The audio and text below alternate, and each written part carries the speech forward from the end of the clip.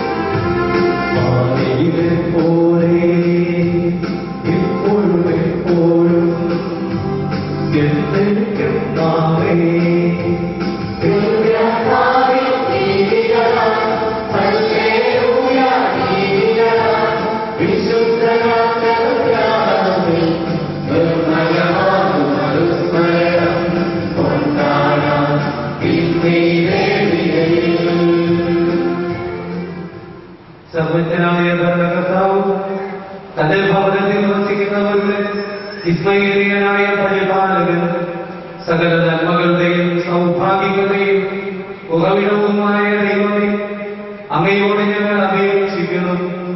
അങ്ങയുടെ സ്വഭാവത്തിനൊത്ത വിധം എപ്പോഴും ഞങ്ങളെ കടാക്ഷിക്കുകയും അനുഗ്രഹിക്കുകയും ഞങ്ങളോട് കരുണ കാണിക്കുകയും ചെയ്യണമേ. പിതാവും പുത്രനും പരിശുദ്ധാത്മാവുമായ സർവേശ്വര എന്നേക്കും. എന്റെ സഹോദരരെ, വിശുദ്ധ പൗലോസിന്റെ റോമാക്കാർക്ക് എഴുതിയ ലേഖനം 12-ാം ആകയാൽ സഹോദരരെ, ദൈവത്തിന്റെ കാരുണ്യം അനുസ്മരിച്ചുകൊണ്ട് ഞാൻ നിങ്ങളോട് അപേക്ഷിക്കുന്നു. നിങ്ങളുടെ ശരീരങ്ങളെ വിശുദ്ധവും ദൈവത്തിന് പ്രീതികരവുമായ സജീവ ബലിയായി സമർപ്പിക്കുകയും ഇതായിരിക്കണം നിങ്ങളുടെ യഥാർത്ഥമായ ആരാധന.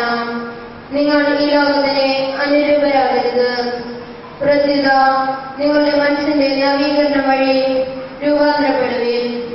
ദൈവഹിതം എന്തെന്നും നല്ലതും പ്രീതിജനകവും പരിപൂർണവുമായത് എന്തെന്നും വിവേചിച്ചറിയാൻ ലഭിച്ചിരിക്കുന്ന കൃപയാൽ പ്രേരിതനായി നിങ്ങളോട് ഞാൻ പറയുന്നു.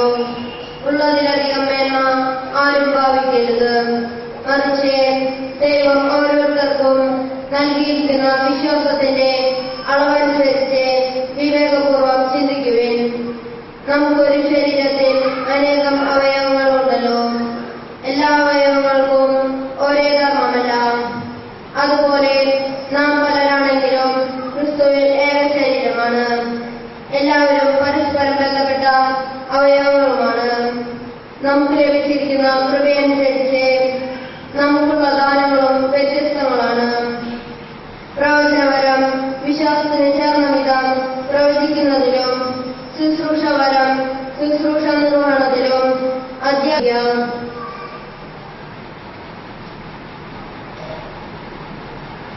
ദാനം ചെയ്യുന്നവൻ ഔദാര്യത്തോടെയും, നേതൃത്വം നൽകുന്നവൻ തീക്ഷ്ണതയോടെയും, കരുണ കാണിക്കുന്നവൻ പ്രസന്നതയോടെയും പ്രവർത്തിക്കട്ടെ. നിങ്ങളുടെ സ്നേഹം നിഷ്കളങ്കമായിരിക്കട്ടെ. തിന്മയെ നിവേശിക്കുവിൻ, നന്മയെ മുറുകെ പിടിക്കുവിൻ. നിങ്ങൾ അന്യോന്യം സഹോദരതുല്യം സ്നേഹിക്കുവിൻ. പരസ്പരം ബഹുമാനിക്കുന്നതിൽ ഓരോരുത്തരും മുന്നിട്ട് നിൽക്കുവിൻ.